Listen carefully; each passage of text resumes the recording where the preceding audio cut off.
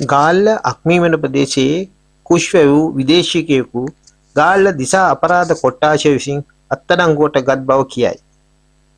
ගාල්ල දිසා අපරාධ කොට්ටාශයට ලද තොරතුරක් මත පසුගිය 18 වෙනි දින දහවල් අක්මීමන ඉහළගොඩ මෙල්බන් පාර ප්‍රදේශයේ නිවසක් පරීක්ෂා කිරීමේදී එම නිවසේ කාමරයක කුෂ්ඨාකය වගා කර ඇති බව සොයාගෙන ඇත.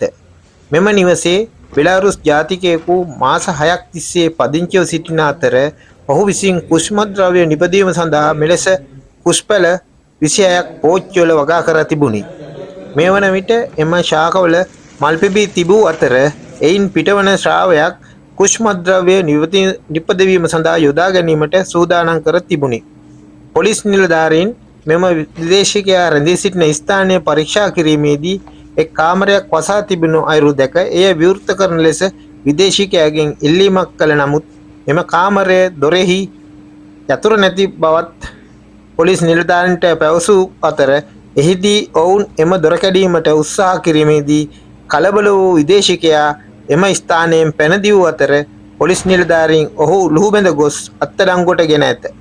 ඉන්පසුව එම පුජ්‍යලයා කාමරයේ යතුරු ලබා දුන් පසු එය විවෘත කිරීමෙන් අනතුරුව ඉතාම විද්‍යානුකූල ආයුර්වේද කුෂ්ඨාගාවක් සිදු කළ බව දකින්නට ලැබුණි. මේ වන විටත් එම වගාවේ මල් පීදීමට ලක්ව තිබූ අතර මේ පිළිබඳව ප්‍රශ්න කිරීමට විදේශිකයා විසින් පවසන ලද්දේ තමන් මෙම කුෂ්මද්‍රව්‍ය නිපදවා විදේශිකයන්ට අලෙවි කිරීමට කුෂ්ඨාකය වැවූ බවය. මෙසේ අත්අඩංගුවට ගනු ලැබුවේ 34 හැවිරිදි බෙලාරුස් ජාතිකයෙකි. ඔහු මෙම නිවස මසකට 1,50,000ක කුලියට ගෙන තිබුණි. මෙම සැකකරු ගාල්ල මහේස්ත්‍රාත් අධිකරණයට ඉදිරිපත් කිරීමෙන් අනතුරුව රක්ෂිත බන්ධනාගාරගත කරන ලදී.